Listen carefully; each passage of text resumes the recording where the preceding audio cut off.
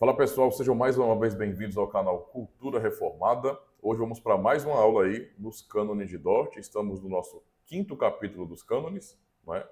A nossa quarta temporada, então estamos já terminando o nosso curso aqui nos cânones, tá? O que é, para mim, pessoalmente falando, uma grande vitória, porque não é fácil, né? Fazer todo esse trabalho e manter essas playlists, certo? Eu tenho que ser bastante organizado com relação a tempo para conseguir fazer isso, beleza? Então, eu espero realmente em Deus que o conteúdo esteja sendo assim útil para vocês, né? Todo o conteúdo esteja sendo útil para a edificação de cada um e, né, para um maior aprofundamento no assunto, não é, da doutrina reformada, tá? Então, sem mais enrolação, bora para a nossa aula, né?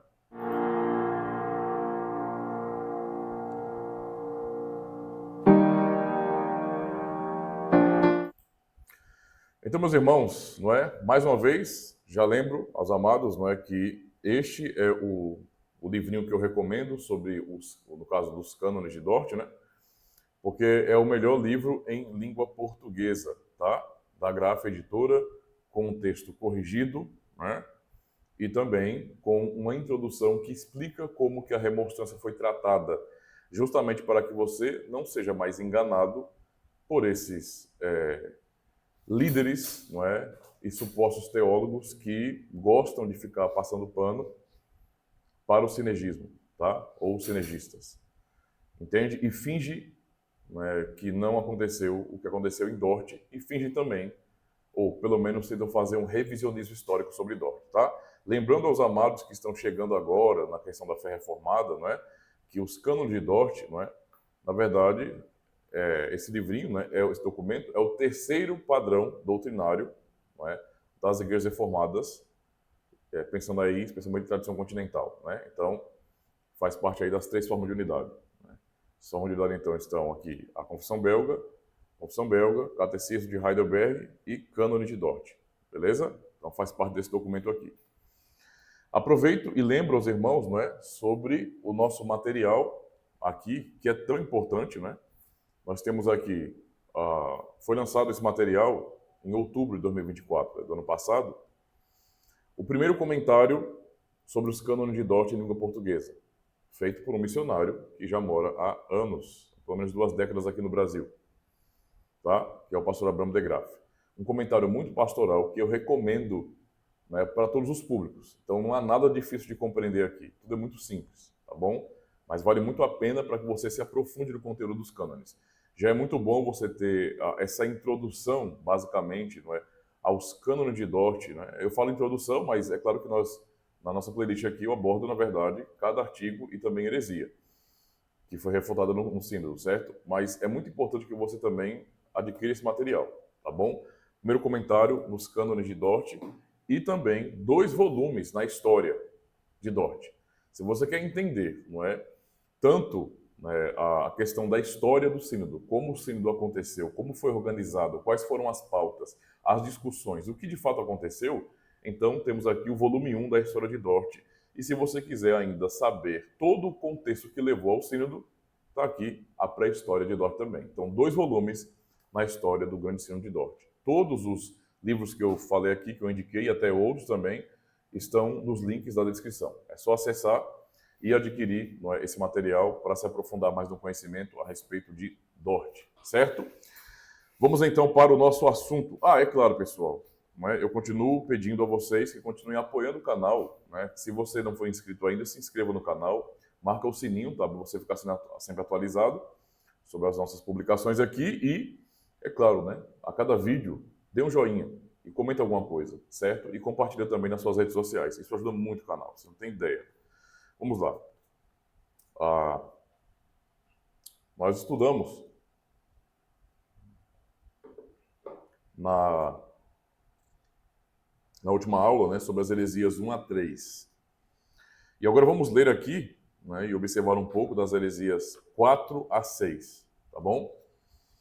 A heresia 4, então, né, o que os demonstrantes defenderam, né, no sínodo, basicamente, eles disseram bem assim: verdadeiros crentes regenerados podem cometer o pecado que leva à morte e o pecado contra o Espírito Santo. Tá? Então, É claro que não é difícil de entender essa conclusão, né, dos remonstrantes, porque, como já vimos desde o início, tudo que eles defenderam foi oposto, digamos assim, às doutrinas da graça, tá? Algumas pessoas, algumas, né, são desprovidas de conhecimento, não fizeram uma reflexão, porque caíram naquele conto, não é, de que é só um ponto de vista,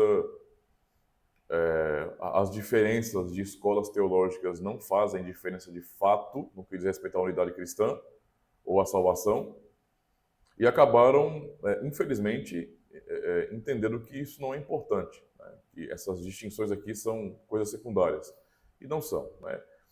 Para quem tem conhecimento a respeito do que é o sinergismo na história, sabe muito bem que o sinergismo, qualquer teologia, filosofia sinergista, tende, ou sempre, na verdade, não tende, mas sempre defende a autonomia humana, né? E mesmo que se fale sobre a graça de Deus, né? E aí podemos pensar que o arminianismo é sinergismo do lado protestante, né? Então, se fala da graça de Deus, talvez com mais intenção, com mais intensidade do que, por exemplo, o próprio semi-pelagianismo católico romano, mas não larga o osso do livre-arbítrio, não larga essa mentalidade da autonomia humana, e que o ser humano pode decidir literalmente o seu destino a parte da vontade de Deus. Por isso é para eles tão fácil chegar a uma conclusão como essa. Verdadeiros crentes regenerados podem cometer o pecado que leva à morte ou o pecado contra o Espírito Santo, né? Então, para eles, a salvação realmente... Isso aqui, qual é o pano de fundo disso aqui? Qual é a base para isso aqui? É um tipo de salvação que não salva de fato, né? Como vimos na aula anterior e nas demais aulas também. Porque percebe que tão facilmente isso pode ser perdido, né? Veja que não é uma questão de interpretação superficial, não, são declarações claras deles aqui, né? Por exemplo, verdadeiros crentes regenerados, para falar mesmo que pessoas que são crentes genuínas, têm fé verdadeira, que foram regeneradas, né? Regeneradas, têm uma nova vida no Espírito Santo, foram ressuscitadas espiritualmente, caem dessa nova vida, perdem essa nova vida, não é? Então, assim, é absurdo atrás de absurdo. O pressuposto básico deles aqui, eu entendo por que eles chegam a essa conclusão, é porque mesmo a regeneração não é um milagre soberano de Deus para eles, tá? O homem causa a sua regeneração. No que diz respeito à ordem dos salutes, por exemplo, na ordem da salvação, para eles a fé vem primeiro do que a regeneração, né? Inclusive, né, tem um professor aí, um pastor, eu não sei o nome dele na verdade, mas uma vez eu fiz um vídeo reagindo a essa bobagem que ele falou aí. Respeito a pessoa, mas o que falou para mim, sinceramente, é tolice, né? É babaquice pura, me perdoe, porque parece que é tão fácil hoje. Você pega uma escola teológica, uma tradição cristã e você redefine, atualiza, né, o Android dela, você atualiza basicamente para os seus moldes e acha que está tudo bem se chamar ainda de reformado ou calvinista, né? Isso para mim é ridículo, tá? Eu nunca vou respeitar esse tipo de atitude. Respeito a pessoa, mas, sinceramente, as suas falas, a ideia de eu sou calvinista de tudo ir para aberta. E aí inverte essa questão, né, da ordem salutis, né? Então, para ele, é admissível a compreensão ou a fé de que a fé vem antes da regeneração, o que é uma coisa antibíblica, tá? Antibíblica, e que tem como consequência anular a verdade bíblica, anular, né, de que tudo que temos em Cristo é realmente uma obra monergista, né? Ou seja, é milagre do começo ao fim.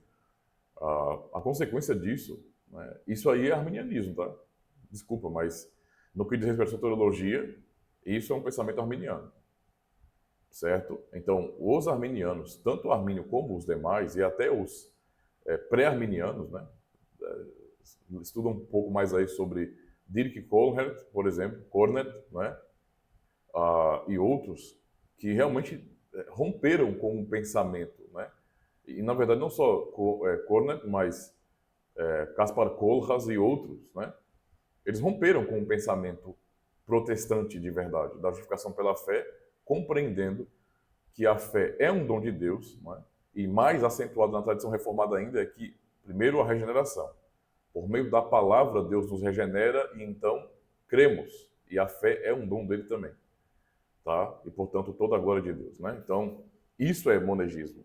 Tá? Toda a inversão disso é sinergismo, mesmo que tentem enfeitar, né, com muita graça, no fim, depende do homem. Essa é a realidade. Sem o homem, a coisa não acontece. Certo? Por isso, para eles é fácil dizer isso. Né? Que verdadeiros crentes regenerados podem cometer o pecado que leva à morte ou o pecado contra o Espírito Santo. Porque, no fim, a regeneração não é um milagre de Deus. Tá? Ela, na verdade, é causada pelo próprio homem, porque o homem, primeiro, usando o seu livre-arbítrio, ele tomou a atitude de crer. E aí, a partir da fé do homem, independente, não é? A fé que o homem tem capacidade de exercer pelo seu livre-arbítrio, é o que leva à regeneração. Isso é uma heresia, tá? Por isso afirmam isso. Mas vamos observar aqui a refutação. Após o apóstolo João ter falado no 5º capítulo de sua primeira carta, versículos 16 e 17, sobre aqueles que pecam para a morte e de ter proibido orar por eles, logo acrescenta no versículo 18, sabemos que todo aquele que é nascido de Deus não vive pecando. Antes, aquele que nasceu de Deus o guarda, e o maligno não lhe toca. Então, não é? Os regenerados, os que realmente são de Cristo, foram renovados, regenerados, ressuscitados espiritualmente, não é? Com esse milagre do poder do Espírito Santo, eles não vão pecar contra o Espírito Santo, no sentido de blasfêmia contra o Espírito Santo, porque o pressuposto aqui é aquele pecado que não tem perdão, né, basicamente. Mas isso não faz sentido, tá? Os regenerados são guiados, né, pelo Espírito de Deus, porque são filhos de Deus, como Romanos 8 fala, de maneira muito clara. Então, embora tenhamos fraquezas, nós somos sustentados e preservados por Deus. Nós pecamos, né, pecados graves até, mas nada de pecado no sentido de que isso nos afaste definitivamente de Deus. Já vimos nesse capítulo, não é, que é admitido claramente, obviamente, né, tanto pelo que a Escritura ensina, como pela própria experiência, né, que está confirmando, está de acordo com a Escritura, que regenerados, que eleitos de Deus, né, salvos de fato, seguramente salvos, eles podem realmente cair.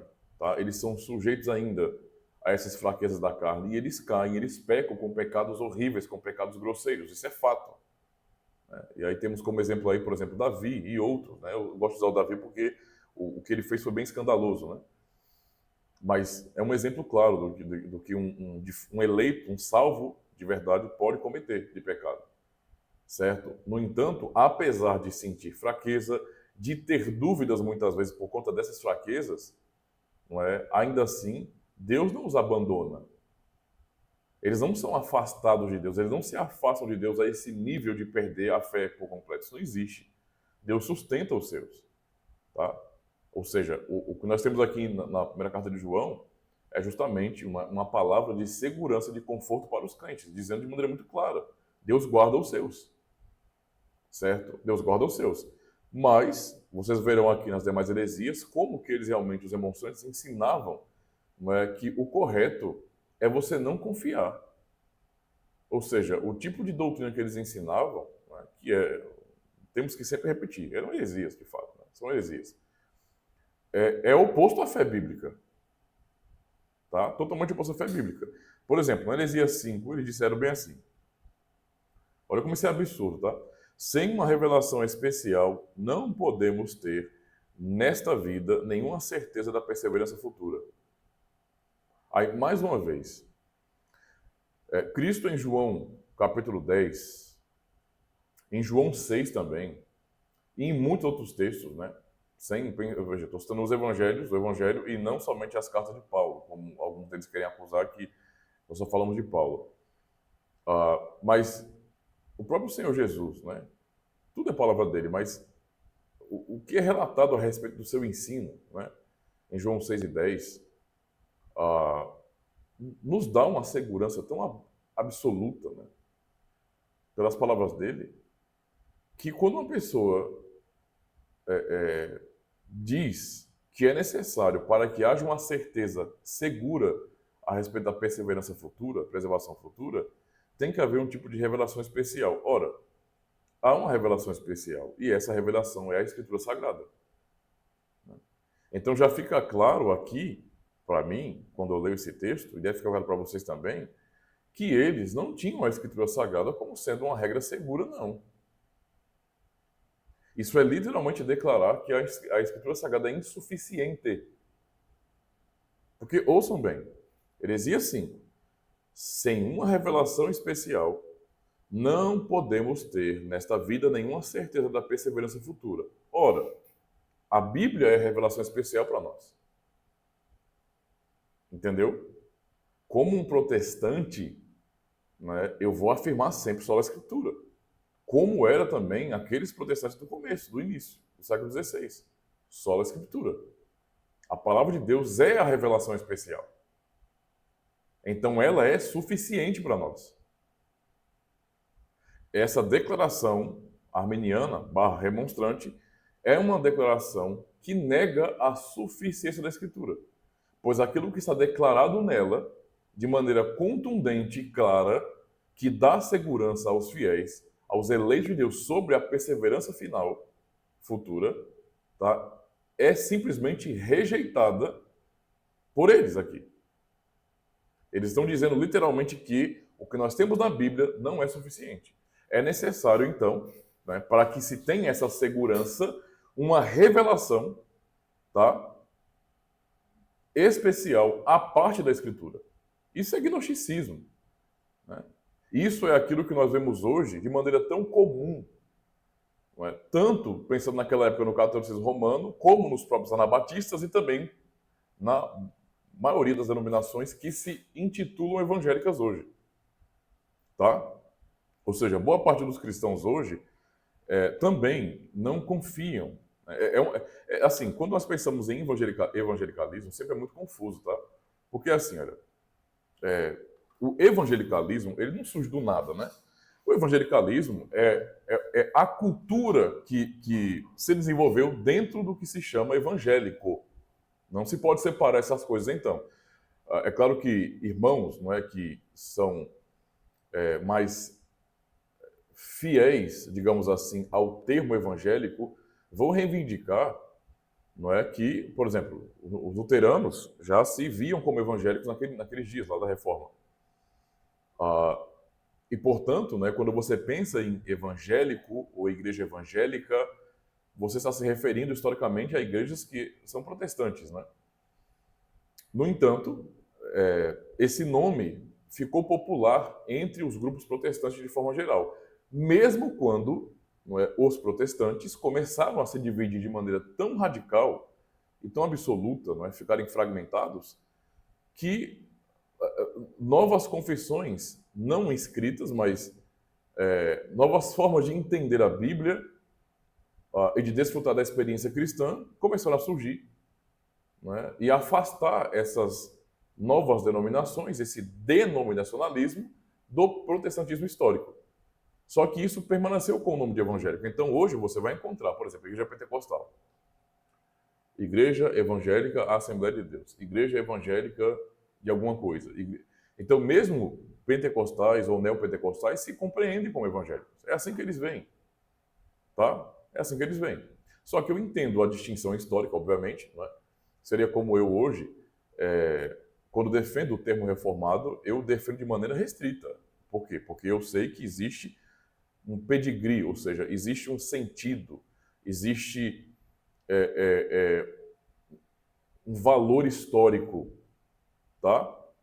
E é uma tradição que você pode perceber a sua distinção das demais e está muito bem acentuada. Então, mesmo quando as pessoas relativizam o termo, eu vou combater, dizendo que está errado, mas tudo bem, né? Isso quer dizer que eu vou perder o convívio com as pessoas, com muitos que são irmãos de verdade, mas tem todo esse problema. Então, dentro do que nós entendemos, né, como evangélico, surgiu essa cultura, né, pela proliferação das denominações, surgiu uma cultura evangelical. Então, o evangelicalismo ele tem origem dentro do contexto evangélico. Quando essa luta relativista começa a se acentuar, onde um vai discordando do outro e então fundando novas denominações, você vê o crescimento, então, e a origem do movimento evangelical, né, que é um movimento que rompe com as igrejas evangélicas históricas, rompe, porque as igrejas evangélicas históricas, elas ainda são confessionais, elas têm uma história de fato, né? Uma identidade histórica bem firmada, e o evangelicalismo, ou seja, é promovido ou é originado desses que também eram evangélicos, mas que rompem com a tradição, né, protestante e acabam criando um movimento, uma cultura bem progressista dentro do que se diz respeito ao protestantismo, bem progressista. Quando eu falo progressista, não é no sentido simplesmente de você pensar em algo referente à esquerda política, não é isso. Ou ao marxismo, nada disso aí. Mas é no sentido de se abandonar a tradição ou as tradições, assim como fazem os progressistas no sentido político, né? E viver numa metamorfose ambulante, né? Em que as pessoas são guiadas por seus sentimentos e por experiências espirituais místicas, etc., que reivindicam ter. E isso acaba sendo o determinante aí, né? O que determina a verdade para eles. Né? Não a Bíblia nem a tradição, mas a Bíblia junto com a tradição, é claro, mas simplesmente a experiência pessoal, né? O encontro com o sagrado pessoal. É basicamente isso. Então são místicos espiritualistas. Isso é o evangelicalismo. E nesse movimento evangelical, né, digamos assim, a compreensão é comum no que diz respeito a, né, você não ter a Bíblia como sendo suficiente. A Escritura Sagrada para esse movimento evangelical não é suficiente, assim como não é para o catolicismo romano. O catolicismo romano reputa o solo da Escritura como heresia, certo? No evangelicalismo, você não tem algo acentuado porque falta consciência cristã no movimento evangelical, né? Consciência histórica, nada disso aí tem, né? É um movimento, você tem um grande corpo sem cabeça, essa é a realidade. E o resultado? Eles não conseguem, às vezes, formular essas questões históricas, por isso, às vezes, alguns deles falam sobre os solos da Reforma, se identificam como Reforma Protestante, mas eles realmente não entendem a Bíblia como a palavra de Deus autoritativa e final e suficiente. Né? Então, veja, os remonstrantes, já no século XVI, já demonstraram aqui, já declararam, né, justamente por essa heresia, por isso que é uma heresia de fato, né, que a Escritura não é suficiente. Então, o que você tem declarado nela a respeito da salvação e sua segurança, né, eles rejeitam. Eles entenderam realmente aqui, é uma declaração muito clara, tá? Ele fala bem assim, olha, sem uma revelação especial, não podemos ter, nesta vida, nenhuma certeza da perseverança futura. Ora, a Bíblia é revelação especial, mas eles não consideram a Bíblia como tal. Tem que haver, para que haja segurança de salvação, uma revelação especial extra-bíblica, não é? Como se, basicamente, Deus precisasse, a parte da Escritura, confirmar isso a alguém, não é? De maneira especial, não é? Em termos de revelação. Tá? Fora disso, não há segurança na Escritura. Isso é um absurdo e um desvio do protestantismo, tá? E especialmente da fé reformada. Né? Isso aqui é muito claro. Tá? É uma declaração remonstrante isso aqui. Certo? Então, percebam que a coisa não é brincadeira, irmãos. Isso aqui é sério. Né? São heresias realmente grosseiras aqui. Então, não é uma surpresa para mim ver que hoje a maior parte dos evangelicais que tem uma orientação soteriológica arminiana, não são arminianos como esses aqui, é claro, tá? Há uma diferença muito grande. Aqui havia uma cultura protestante neles, hoje é uma cultura evangelical, então são coisas diferentes. Mas no que diz respeito à compreensão da salvação, eles seguem o mesmo caminho, tá? E, portanto, também, assim como eles não tinham a Escritura como sendo suficiente. E isso é muito perigoso, porque quando você não tem a Escritura como suficiente, você tanto depende das filosofias, como também das experiências místicas. Eu não preciso nem dizer o nome que se dá a isso que vemos hoje, né? Evangelicalismo e, especialmente, pentecostalismo, neopentecostalismo, carismatismo, tudo isso aqui é fruto dessa loucura. Tá? É fruto dessa loucura. Então, vamos à refutação. Por tal doutrina, o seguro consolo dos crentes verdadeiros nesta vida é tirado e as dúvidas dos seguidores do Papa são novamente introduzidas na igreja. Exatamente isso. Então, se é para seguir o entendimento sinergista, não é, dos remonstrantes, então os cristãos deveriam viver debaixo daquela servidão, daquela escravidão papal. Entende? Em que você não tem segurança na salvação. Em que você não pode olhar para Cristo como sendo o suficiente Salvador. E nem acreditar em suas palavras quando ele diz, nunca perecerão. As minhas ovelhas não perecerão, eu dou a vida eterna para elas. Então, isso aqui ensina literalmente como fazem os papistas. Mesmo que a Bíblia diga A, eles vão dizer B, porque a tradição deles diz B. E ponto final. E para eles, a única certeza que podemos ter é que não há certeza alguma. Isso não é fé, gente. Isso não é fé. Isso não é fé. Pensar como remonstrante é pensar também como um papista nesse sentido. Do jeito que os papistas não são seguros com relação à salvação, os remonstrantes também não. E eles queriam ensinar isso para as pessoas e estavam ensinando isso para as pessoas. Entende? Então, tem alguns alucinados, né, que vão tratar o sínodo como se fosse uma mera convocação política, porque são indivíduos mentirosos, tá? Mentirosos. Estão emprestando suas bocas para o diabo, é o que eles estão fazendo. Mentirosos. Mentirosos. Isso aqui é uma questão seríssima. Seríssima. E é uma questão teológica. E tem a ver justamente com a fé genuína, como é ensinada na palavra de Deus. Isso tem a ver com a confiança dos cristãos na Escritura Sagrada ou não, na salvação que Cristo deu ou não.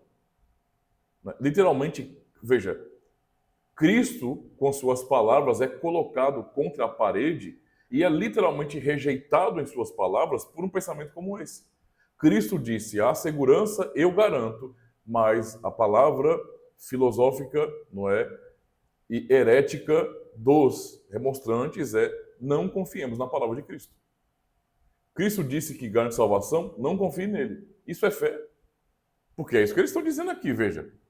Sem uma revelação especial, não podemos, então a Bíblia não é uma revelação especial para eles, não podemos ter nessa vida nenhuma certeza da perseverança futura. Ora, mas Cristo disse que devemos ter certeza. Ele não disse, João 10, minhas ovelhas nunca perecerão. Eu dou a vida eterna para elas. Ninguém pode arrebatar de minha mão. Isso não é segurança com relação à perseverança futura? A salvação segura? Irrevogável? Mas eles estão dizendo aqui, não confie em Cristo. Não confie na palavra de Cristo. Então, mais uma vez, eu quero repetir. Arminianismo, tá, não é uma possibilidade teológica ortodoxa. É uma heresia diabólica. É uma heresia. E acabou. Nós não devemos, de jeito nenhum, cristão reformado, nós não devemos passar pano para esse tipo de coisa, porque está errado, é absurdo. É absurdo. Os caras negam a fé em Cristo na cara dura e tem um monte de pessoas dizendo reformadas passando pano para isso. Isso é uma vergonha, isso aí. É uma vergonha. Tá? Eu sei que boa parte das pessoas não acreditam nisso, não. Mas indivíduos que acreditam nisso, que não há segurança da salvação, de jeito nenhum. Que nós não devemos ter essa segurança, não é? Que nós não devemos confiar nas palavras de Cristo, não é? Ou então, para ter essa segurança, eu precisaria de uma revelação especial extra-bíblica, porque a palavra de Cristo não é suficiente. O nome disso é incredulidade, isso é paganismo puro, isso não é fé de verdade. Então, continuando aqui a leitura da refutação, né? Mais uma vez, por tal doutrina, o seguro consolo dos crentes verdadeiros nesta vida é tirado. E as dúvidas dos seguidores do Papa são novamente introduzidas na igreja. Então, o que o arminianismo histórico é, se não um caminho de volta para Roma? Essa é a realidade, tá? As escrituras sagradas, entretanto, sempre deduzem essa segurança, não a partir de uma revelação especial e extraordinária, mas a partir das marcas dos filhos de Deus e das promessas muito firmes dele. Especialmente o apóstolo Paulo ensina isso, Romanos 8,39, né? Nem qualquer outra criatura poderá separar-nos do amor de Deus que há em Cristo Jesus nosso Senhor. Mas, pela declaração deles, dos alunos de Armínio, não é? Não devemos confiar nas palavras que temos na Bíblia. De jeito nenhum. A Bíblia diz algo, mas eu não devo acreditar naquilo. Tá? Ou seja, a Bíblia não é suficiente. E João escreve: e aquele que guarda os seus mandamentos permanece em Deus, e Deus nele. E nisso conhecemos que ele permanece em nós, pelo Espírito que nos deu. Então, não confiem no Espírito Santo. Não confiem, não é, na obra do Espírito Santo. Só tenham certeza se vocês receberem um tipo de revelação extra-bíblica especial, extraordinária, para que então, a partir disso, por uma experiência que vocês podem ter mística, de revelação especial, vocês terem essa segurança. Porque ler a Bíblia, as declarações bíblicas sobre a segurança não devem nos levar à segurança de verdade, não devem nos levar à segurança de verdade. É isso que eles estavam ensinando. Isso é fé, na boa, na boa. Né? É ponto de vista isso aqui? Não, isso é incredulidade. É incredulidade. Incredulidade. Né? Somente indivíduos covardes, que eu não tenho como respeitar como cristãos, é que vão dizer que isso é questão de ponto de vista. Ah, por favor, isso aí é negação do Evangelho. Negação do Evangelho. Tá? Difícil, hein? Heresia 6. Vamos continuar nossa sessão de tortura aqui, né? Por sua própria natureza, a doutrina da certeza da perseverança e da salvação causa falsa segurança e prejudica a piedade, os bons costumes, orações e outros santos exercícios. Ao contrário, é louvável duvidar dessa certeza. Então, mais uma vez, isso é uma declaração de incredulidade. É simplesmente isso. Deixa-me ler aqui, porque tem uns indivíduos perturbados, né, que ficam criticando essa edição da Graph, né, porque aqui está heresia e não erro. Tem gente que gosta de tapar o sol com a peneira, né? Vou fazer o quê? Eu tenho que entender, né, irmãos? Hoje em dia, a verdade não importa, né? Importa é a amizade, é a política da boa vizinhança, né? A verdade hoje é relativa, não é verdade? Ou seja, hoje você é o que você sente que é. Certo? Nada mais do que isso. Heresia 6, né? Vamos ler aqui nessa edição da Sessão de Unidade, certo? Os cânones que estão aqui, isso é minha opinião pessoal, agora, né? Eu não consigo entender o porquê que esse texto não foi corrigido, porque deveria. Isso está dando margem para indivíduos mal intencionados questionarem, não é, o sino de Dort. Se reformados de hoje não se importam com isso, sinceramente eu não sei para onde vai as igrejas reformadas, né? Mas eu me importo, tá? E vou brigar até o fim por causa disso aqui. Na heresia, né? Vamos ler aqui, vamos lá, para quem está defendendo que é erro e não heresia. Vamos ler o erro 6, tá aqui escrito erro 6, tá? Erro 6, nessa edição que está nessa homogeneidade. Erro 6, não é a versão que está aqui corrigida pelo pastor Abrão. Erro 6, vamos ver se é erro mesmo. Vamos ler o mesmo texto aqui, vamos ver se é erro mesmo, né? Se vai resolver, por exemplo, o fato de que está escrito erro ser um erro e não heresia. Por sua própria natureza, a doutrina da certeza da perseverança e da salvação causa falsa segurança e é prejudicial à piedade, à moral, à oração e a todos os outros santos exercícios. Antes, pelo contrário, é louvável duvidar dessa certeza. Está escrito erro, mas eu estou lendo uma heresia aqui. Óbvia, né? Ou alguém em sã consciência, eu digo um crente, né? Eu não me refiro a quem crê nisso, não, tá? Quem crê nisso não é crente, não. Desculpa, não é crente, tá? É um iludido, é um enganado, né? É só um pagãozinho aí achando que sabe a verdade. Eu estou falando para quem é crente de verdade. Alguém pode ler uma coisa dessa e dizer que isso aqui não é heresia? Porque isso aqui é uma heresia. Olha o que o cara está dizendo aqui, o que eles estão dizendo aqui, olha. Por sua própria natureza, a doutrina da certeza da perseverança e da salvação, da onde se extrai a segurança da salvação? De Calvino? Dos reformados holandeses? Dos demais reformados na história? Fomos nós que inventamos a certeza da salvação? Ei, me respondam. Fomos nós que inventamos a certeza da salvação? Fomos nós que inventamos, por exemplo, a certeza, não é, da perseverança na salvação? Fomos nós que inventamos isso? Não é? Porque se você tem Bíblia, você pode ler lá, certo? Jesus, por exemplo, em João capítulo 6, dizendo, não é? Ninguém pode vir a mim se o Pai que me enviou não o trouxer. E aqueles que vêm a mim, nunca lançarei fora. Ou seja, a certeza fomos nós que inventamos? Hã? Foi Calvino que tinha uma fé maior do que o que ensina a Bíblia? Nós inventamos isso por acaso? Porque nós aprendemos isso na Bíblia. Declarações objetivas de Cristo e dos apóstolos. Ou quem sabe não fomos nós que inventamos aqueles textos bíblicos, né? Porque não é possível. Porque os caras estavam dizendo aqui, por sua própria natureza, a doutrina da certeza, da perseverança e da salvação causa falsa segurança e prejudica a piedade. Então, observe, se isso não é uma maneira crua, incrédula de olhar para a Bíblia, eu não sei o que é, irmão, na boa. Ao ler estas heresias, eu não estou lendo as palavras de homens crentes, eu estou lendo a palavra de incrédulos. São palavras de incrédulos.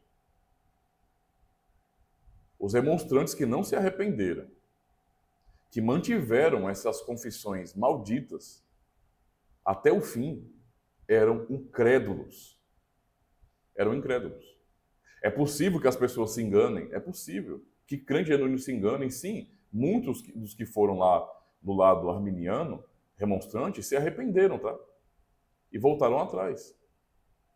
Fizeram a sua reflexão diante daquilo que estava sendo apresentado. Após o Sino de Dort, com tantas resoluções fiéis, não é, e refutações bíblicas às heresias.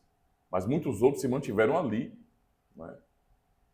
Foram expulsos e continuaram a difundir algo que não é fé, mas uma filosofia, porque isso aqui são palavras de incrédulos. Isso não nasce no coração de um regenerado, mas de um incrédulo. Porque, veja, a própria natureza da doutrina, não é, da certeza, da perseverança da salvação, causa falsa segurança e prejudica a piedade. Os bons costumes, né, no caso a moral, orações e outros santos exercícios. Então, para eles, o que motiva, isso aqui é sinergismo puro, tá? O que motiva, basicamente, os cristãos, não é? A piedade, a boa moral, as orações e aos exercícios santos, o que motiva é justamente o velho medo, a insegurança a respeito da salvação. É o entendimento de que eu posso estar por um fio e ir para o inferno. O que motiva esse sinergismo maldito, diabólico, é justamente isso. Não há certeza, então eu tenho que fazer por onde, eu tenho que merecer, eu tenho que fazer a minha parte, porque senão eu não serei salvo. Isso é papismo puro. Papismo puro. Não há nada de evangélico real numa declaração como essa. Mas papista.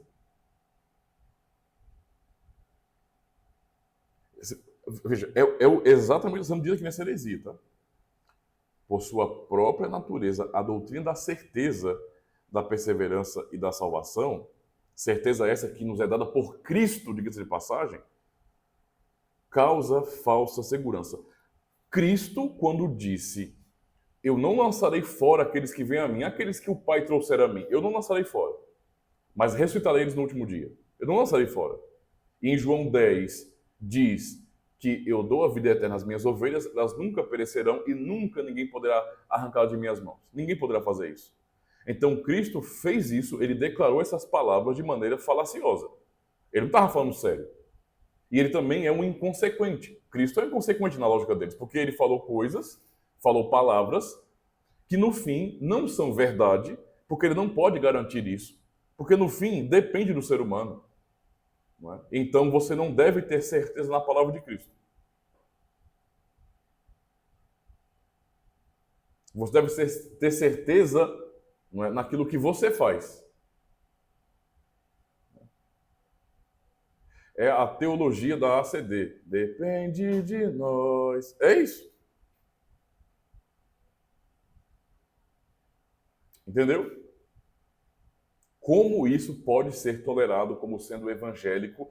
Como isso pode ser tolerado como sendo doutrina ortodoxa? Como isso pode ser tolerado, meus irmãos, como um leve desvio, como um errinho bobo e inocente? Como isso pode ser tolerado como doutrina cristã de verdade? Como isso pode ser tolerado como, meus queridos irmãos, fé válida? Se alguém crer nisso, se alguém crer que a doutrina da perseverança e da salvação, a segurança da perseverança e da salvação, não é? Prejudica a vida cristã, esse indivíduo não é crente. É um morto em delitos e pecados. É um cadáver olhando para a Bíblia e interpretando como um cadáver interpreta, como um morto e acabou, sem entender. E aí você pensa nas palavras de Paulo em Romanos 3, a partir do verso 10. Não há um justo, nenhum sequer. Não há quem entenda, não há quem busque a Deus. Pronto. Se encaixa aqui. Nada mudou para eles. Certo? Ele termina dizendo, ao contrário. Então, o que eles estão dizendo aqui, nós não devemos ter fé em Cristo. Não devemos ter fé na palavra de Cristo, de jeito nenhum. Ao contrário, ao contrário. É louvável duvidar dessa certeza. Cristo nos dá a certeza. É louvável duvidar da certeza que Cristo nos dá.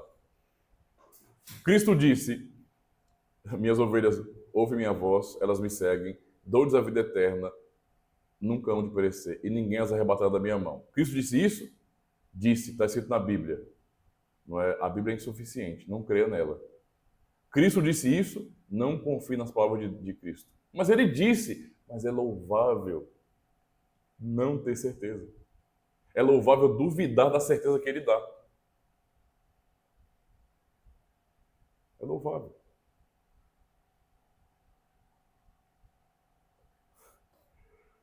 Como é que funciona a dinâmica disso, né? Creia no Evangelho. Creia na obra de Cristo. Olha o dedinho aqui, ó. Se eu não fizer a minha parte, se eu não fizer por mim, eu não serei salvo. O indivíduo desse é crente? É crente que pensa assim? De verdade? Hã? Deixa eu perguntar isso para os passaponistas aí. O passaponista, o, o pastor político, né? O que você pode me dizer sobre isso aqui? Uma pessoa que ouve o evangelho, que ouve a palavra de Cristo dizendo: minhas ovelhas nunca perecerão, dou-lhes a vida eterna, ninguém pode arrebatá-la de minhas mãos. Portanto, creia na segurança da salvação. Creia no que Cristo disse. E essa pessoa diz: não é para confiar, não.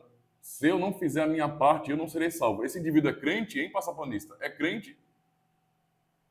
Porque tá cheio de gente aí que diz que é crente de verdade, e até calvinista reformado, e coloca, não é, literalmente cadáveres para pregar nos seus púlpitos.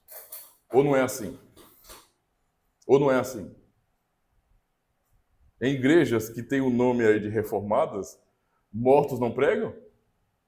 Pregam? Ah, pregam. Com certeza pregam. Mas vamos aqui para... Desculpa, irmãos, é porque às vezes é um misto da indignação e às vezes é cômico, tá? Porque é ridículo. Ao contrário, é louvável duvidar dessa certeza. Que pregação fervorosa sairia do negócio, de um troço desse aqui, né? Não creia! Você não está aqui para ter certeza! Duvide! É louvável duvidar! Ó, eu sei que a maioria do povo cristão não pensa assim, tá? nesse sentido aqui específico. Pensa, mas não com essa formulação. A maioria não, me perdoe. Muitos cristãos não pensam assim. Agora, a maioria pensa assim. Eles podem não ter formulado como o texto está, mas faça as perguntas corretas que vocês vão descobrir, não é, a podridão no raciocínio deles. Eu tenho 40 anos. Falo por experiência própria também. Ah, como eu já tive conversas com pessoas assim. Eu não fico surpreso, tá? Mas conversando com essa turma evangelical, pentecostal, né? Porque do meio carismático dizem que os pentecostais são os melhores. Você tem que imaginar o que é de ruim, então, pela lógica deles.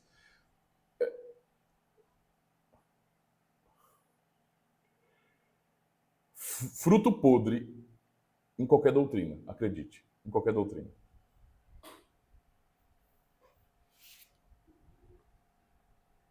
Estou falando sério. Nós recebemos gente que viu da igreja pentecostal na nossa igreja, que estão fazendo catequese, que fazem catequese. E muitas vezes,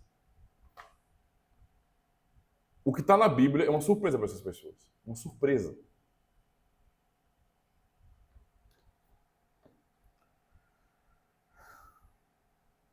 Refutação.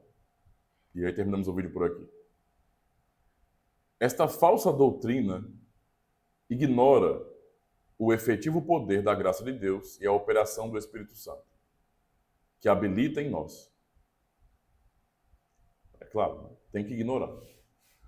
Contradiz o apóstolo João que, em palavras explícitas, e tem um desses mortos espirituais aí, um desses mortos em delitos e pecados, que disse aos cônones de Dort não sobreviveriam à Escritura. Né?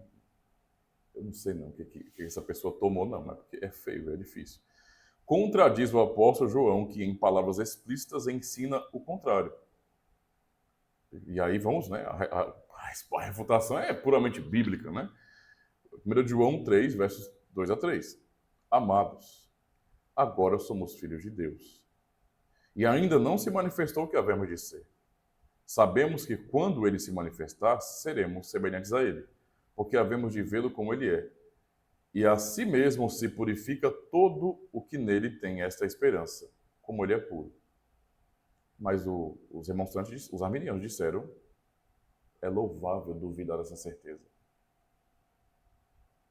Certamente, quem inventou esse texto, não é, de João, 1 João 3, versos 2 e 3, fomos nós reformados, só pode. Né? Não está na Bíblia isso aí. Não tá nós inventamos isso aí. Nós inventamos, né? Continuando. Ainda mais, ela é refutada pelos exemplos dos santos, tanto no Antigo como no Novo Testamento, que, não obstante estarem certos de sua perseverança e salvação, continuaram em oração e outros exercícios de piedade. E aí vem algo, né, para concluir aqui, que os sinergistas, eles nunca saberão de verdade. Eles não sabem o que é gratidão. Eles acham, literalmente, que a única coisa que motiva você à obediência é o medo. É a incerteza. Que evangelho é esse? Vai me diga, que evangelho é esse? Como se pode tolerar isso como sendo correto? Ortodoxo, bíblico, aceitável, cristão. Se a única certeza que eles podem ter é que ou eles fazem por onde, como era ensinado no século XVI, e esta é uma razão, uma das razões para a reforma protestante, e o porquê a pregação pela fé, pela justificação pela fé somente, impactou tanto, não é, as pessoas do século XVI. Porque era uma pregação totalmente oposta a essa insegurança ensinada pelos papistas e que foi recuperada, não é, e colocada no meio protestante pelos remonstrantes, pelos arminianos.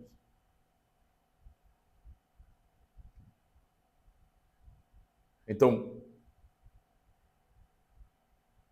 todo sinergista só conhece o caminho do medo.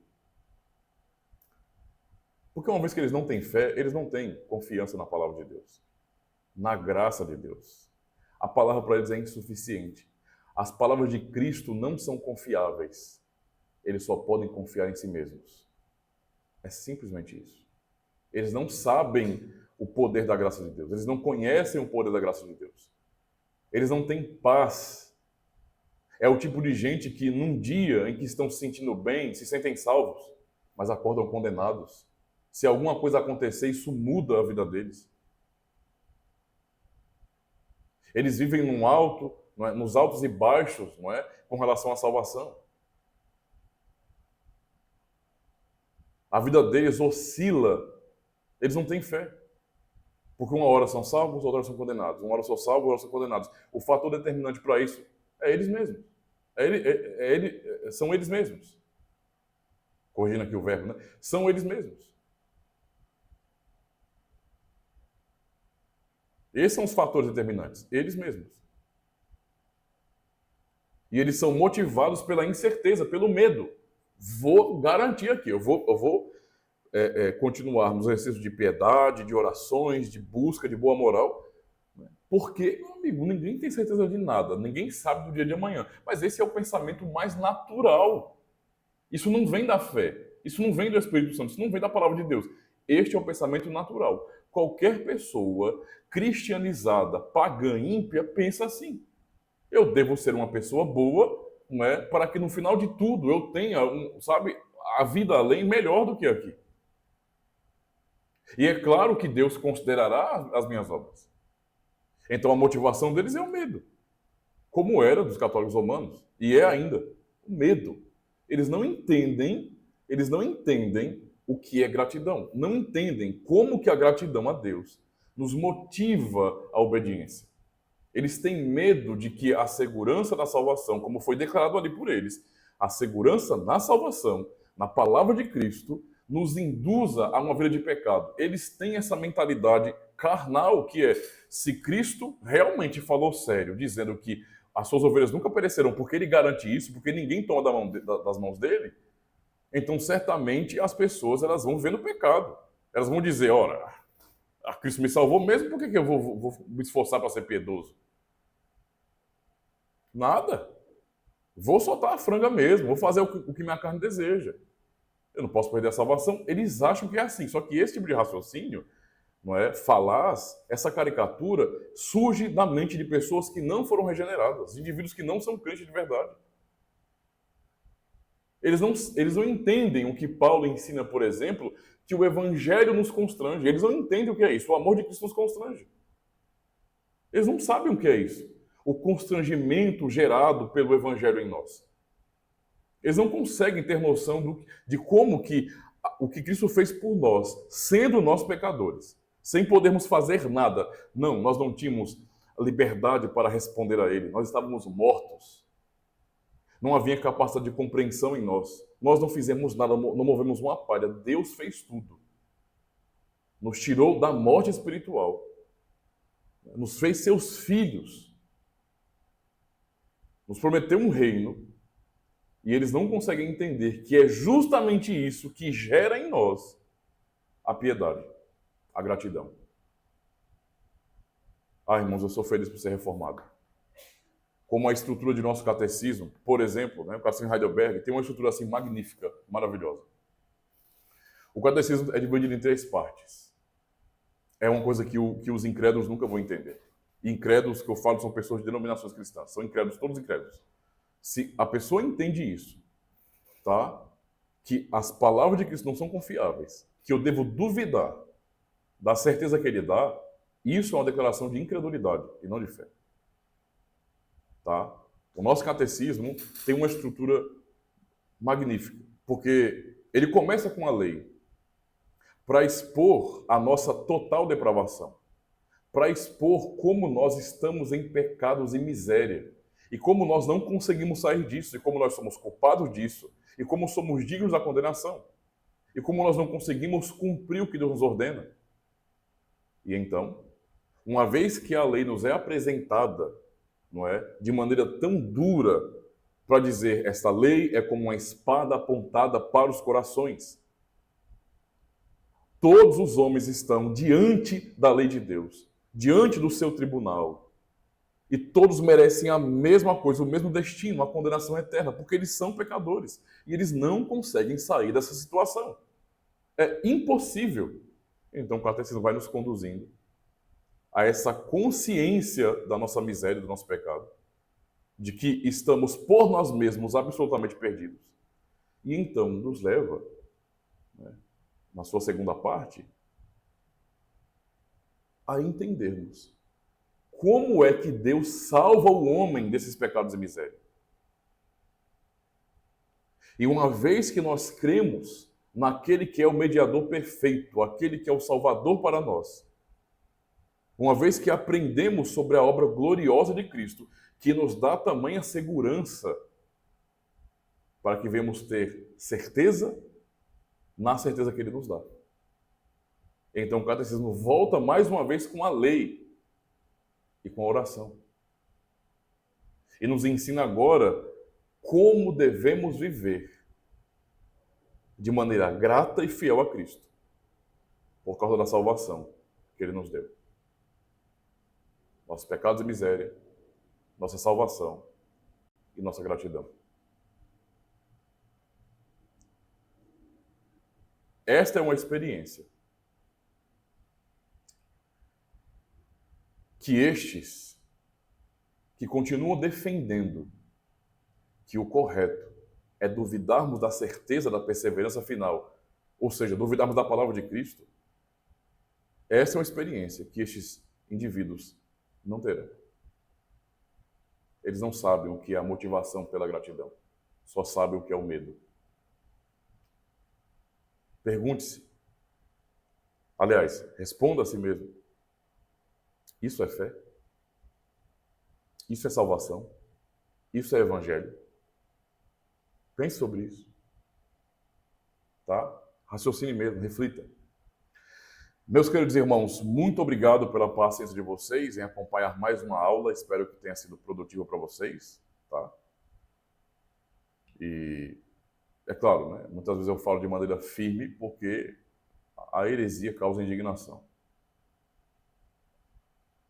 Eu não tenho como não ficar indignado quando eu leio algo que está combatendo Cristo, o meu Salvador.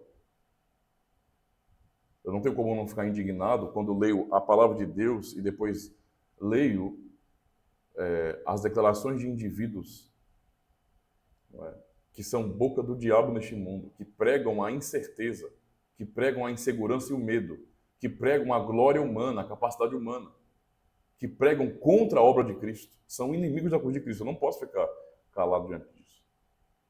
Por isso que eu falo com indignação.